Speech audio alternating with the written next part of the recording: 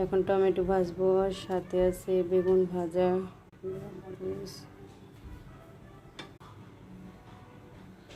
ভালো করে মেখে নেব।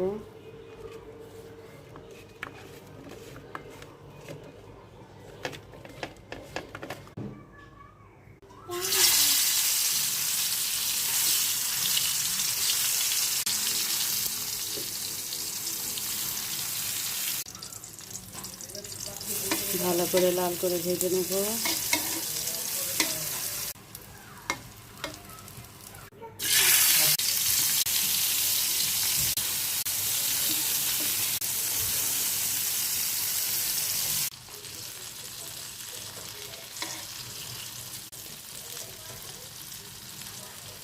ভাজা হয়ে গেছে, এখন নামিয়ে নেব।